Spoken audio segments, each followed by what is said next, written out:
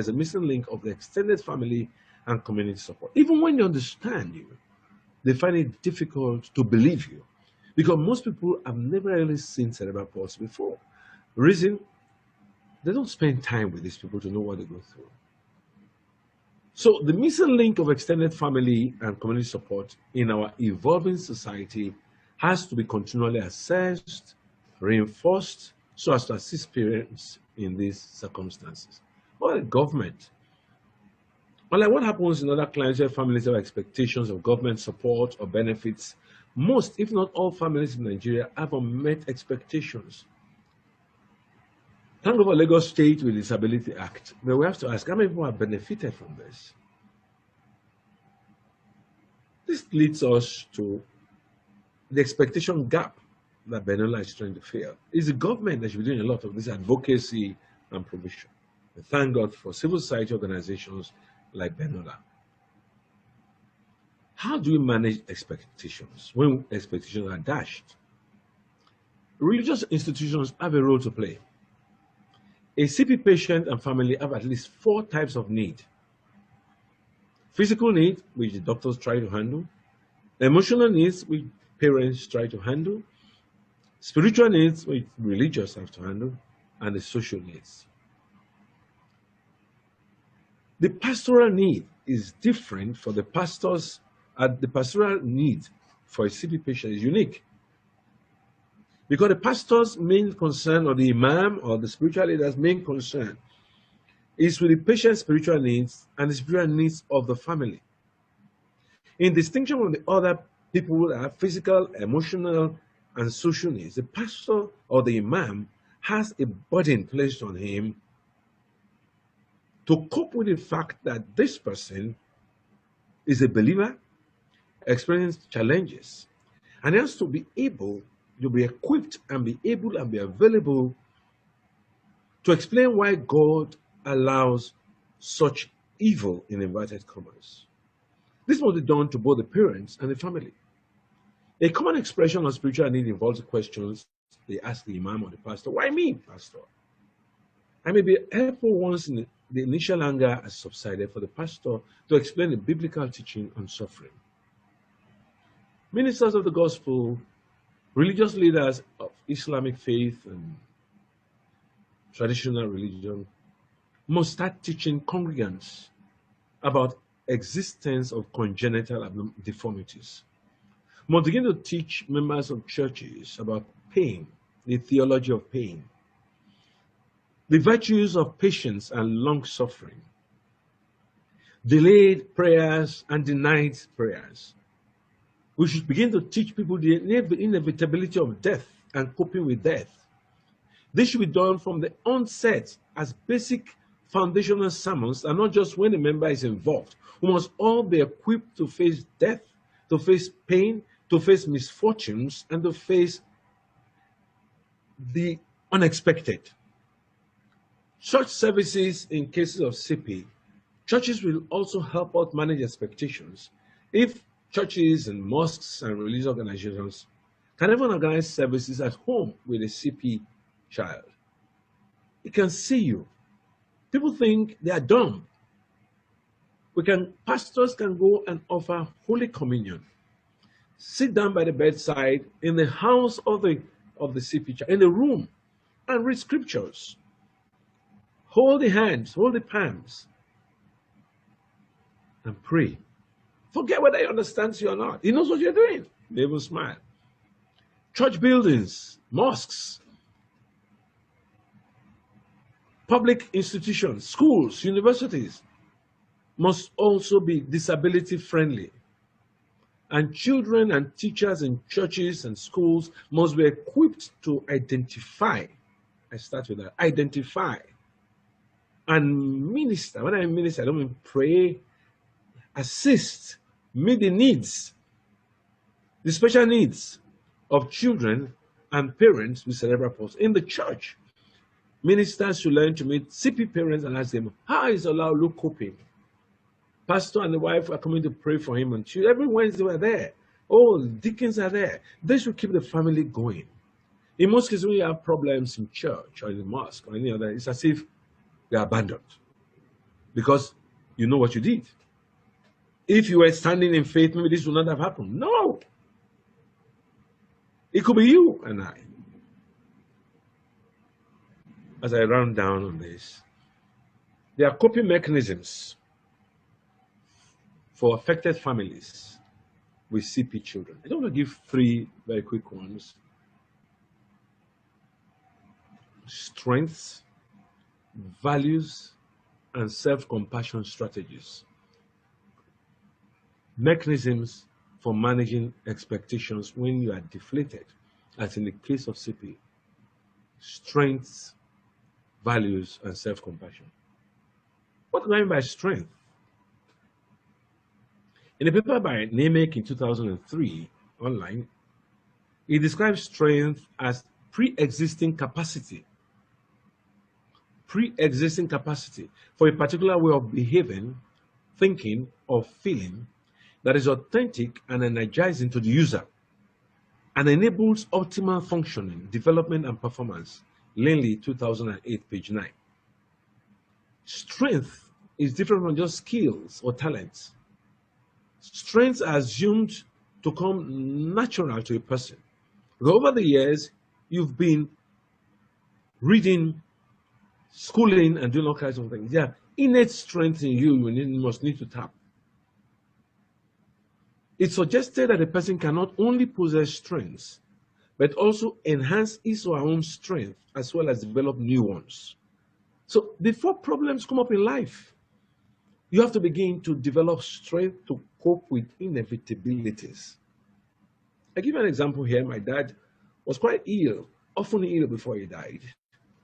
I don't sit down with him one day and discuss death with him, discuss the will, discuss everything with him. And he told me that he wanted to go home. He wanted to just die. And I told him to think of us and leave. But I left the room that day knowing that the end was near. I had to develop the strength. And I called his cousins and brothers, and I came and spent time with him. And he told them, Baba, he wasn't having a terminal illness, but he told me he felt he was going to die. I got an ambulance ready, told him my dad may die any minute from now. I prayed he would live long. I expected the best, but I prepared for the worst. 5:30 a.m., May 2nd, the phone rang. I picked it up. A call from my clinic. My dad had stopped breathing, and they wanted to perform CPR. And I said, no, leave him. He's resting. Allow him to go. Why? Well, I'd done that about 6 times. My dad had warned us. Next time I go, don't bring me back again. I went to the hospital, cleaned him up, took him to the mortuary, and I went to church on a Sunday morning. Preached, shared the benediction, and went back home. Those are strengths that you don't just get them overnight. You develop them through relationship with God, through fellowship, through school, through many things, even watching films. You can gain something. Research has suggested that strengths used is linked to higher levels of well-being. Strengths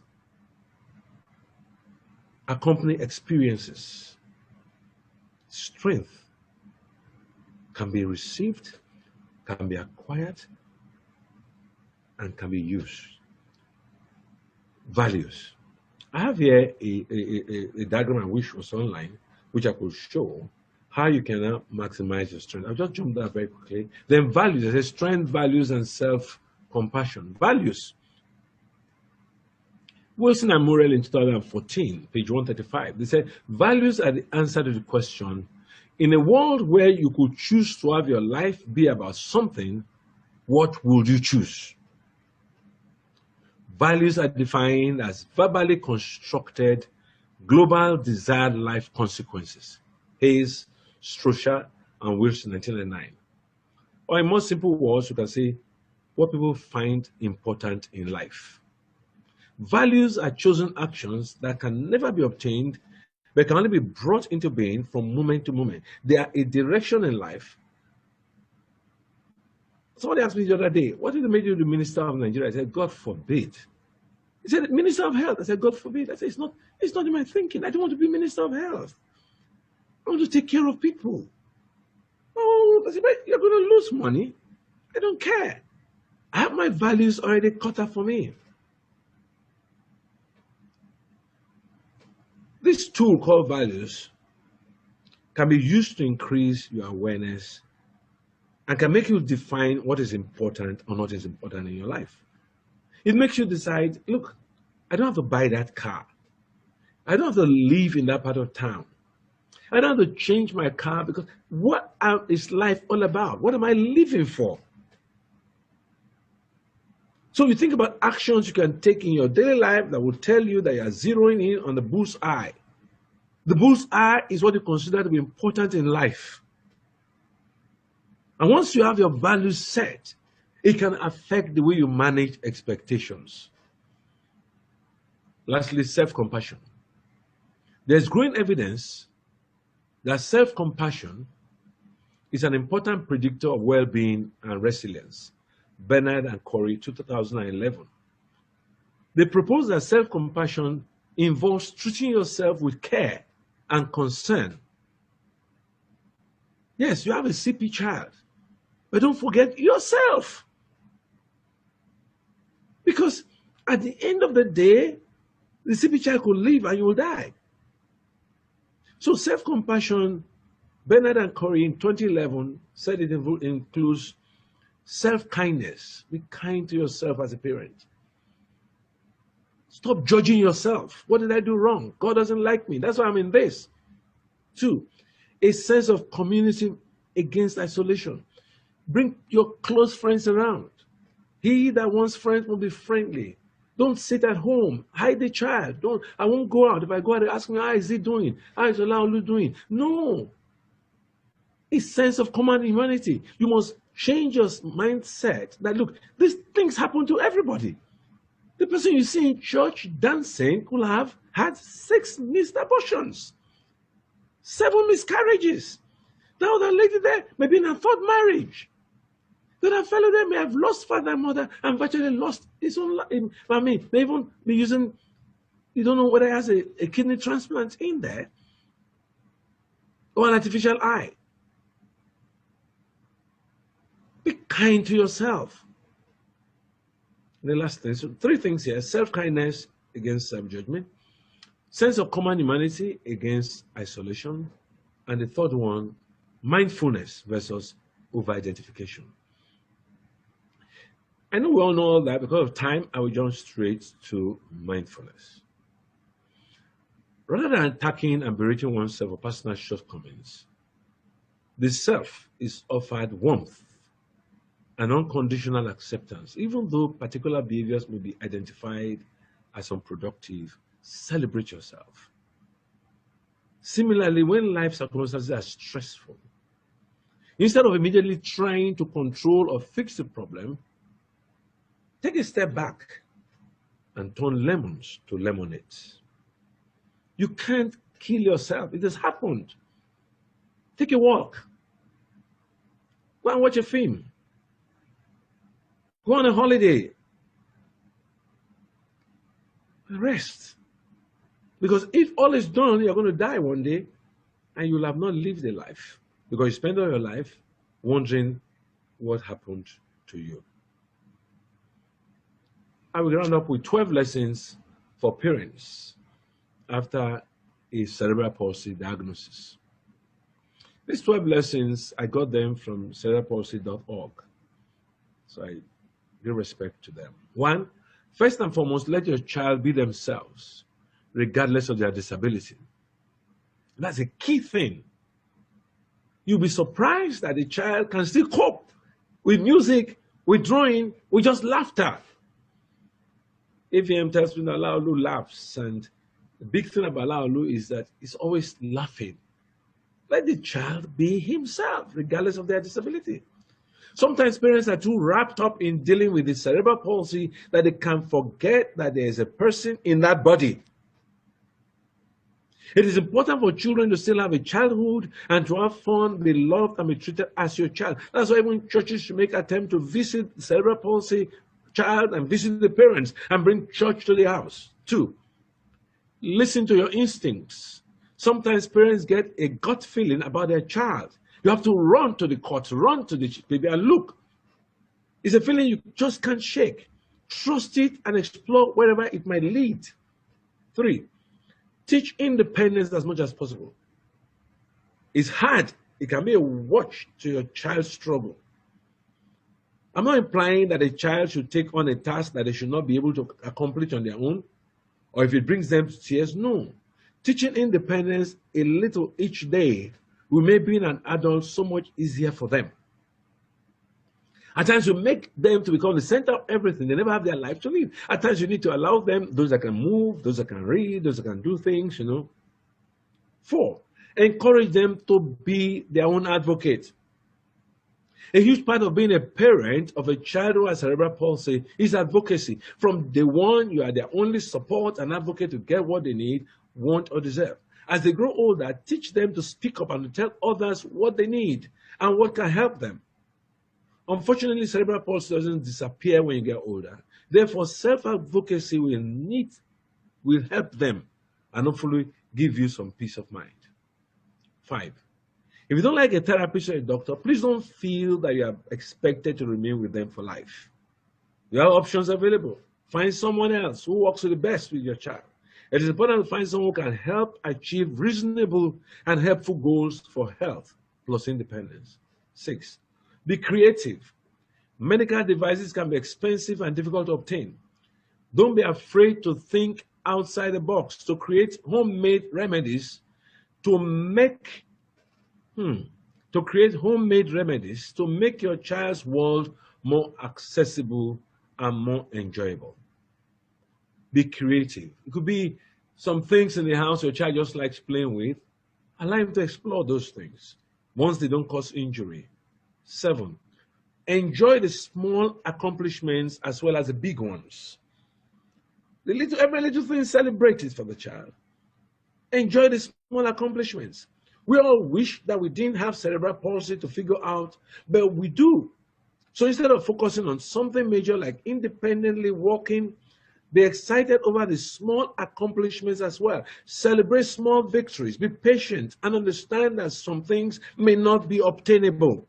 That's why we're here today celebrating 25 years of a child who has never talked, who has never walked, whose parents spend close to $1 million every month to keep him alive. Why? They're celebrating those little things. And that's how you manage expectations. When you celebrate those little things, you find out God begins to open doors for you and your joy begins to be full. Ask for help. Ask for help. I will say that 3 times. Ask for help. You don't need to do this on your own. And it's perfectly okay to ask for help. Call Benola. Call people that have gone through this route. 9, enjoy your other kids too. And I'll repeat that 3 times. Enjoy your other kids too. Enjoy your other kids too, because these kids will see you spend so much time, effort, money on Olaoluwa that they begin to feel that they don't belong. They need to know that they are still there. Let them go to school. Let them enjoy their lives too. Let them go out. Let them go to parties. Let them go to church. Don't forget to be a member, a mother to all, a father to all of your kids, and encourage siblings to have fun. Number 10, take care of yourself as a parent. Take care of yourself. Take care of yourself. And give yourself some downtime. Work out, read, take a walk, watch a favorite TV show. Remember that in order to take care of others, you need to take care of yourself first. 11, always explore opportunities for your child to grow, to gain experience, to learn, and be whoever they choose to be. A better school next door, a speech therapist, an occupational therapist. Always explore. Never get tired of doing that. Finally, the writer here, as I said, I didn't develop this. So don't give me undue credit. He says, have fun and enjoy the moments. Cerebral palsy or not, they are your children. So hold on to each moment as long as you can. I want to just say, in summary, your child is cerebral palsy, get your child therapy very early in life. Encourage your child to be the best version of themselves. Communicate, communicate, communicate. Talk to people, Talk to your doctor, talk to your families, talk to church. Get out of the 7 stages of grief: shock and disbelief, denial, bargaining, guilt, anger, depression, acceptance. Know that this is there. And remember, God still cares. Our topic today, if you just join us, is managing expectations, cerebral palsy as a case study. We started with 2 Samuel chapter 12, verse 16 to verse 23, where David committed an offense and God punished him. The child got sick. He bargained with God. He fasted and prayed. God didn't listen. What does that tell us? Some prayers go unanswered. Every pastor must say that in church. Even when there was an answer, the child died. David got up, came to the reality the child was dead. Got up, asked them, "What are you whispering?" They said, "The child is dead." He said, "Oh, the child is dead." Took a shower, took care of himself, went to worship God, came back, ate his meal, had a downtime, ate his meal. And he asked him why. He said, "The child cannot come back. I can only go to him." Facing reality is very important when things happen. Bad things happen to good people. The fact that your child has this doesn't mean you are sentenced or you are the worst person in the world. It simply means God is trying to give you another opportunity to exercise patience, faith, and see what is in you. Crisis brings the best in you. To Femi Badibo and Alaba Badibo, 25 years of crisis was I brought the best out of them. Somebody once said, "Don't pray for me not to have problems. Pray for yourself that when your problems come, you'll be able to handle them." Life is not about what they say it is. It's about turning lemons to lemonade. In closing, I want to congratulate Olalowa, Dayo, Alaba, Femi, and the other son, I tend to forget his name now. and Rotimi. I want to congratulate 5 of you for turning lemons to lemonade. It's my prayer that God will reward you. I'm sure He's already rewarding you by the lives you are touching. God bless you, each of us here. May God give us grace to manage expectations and kill the spirit of entitlement. Have a wonderful day. God bless you. Thank you.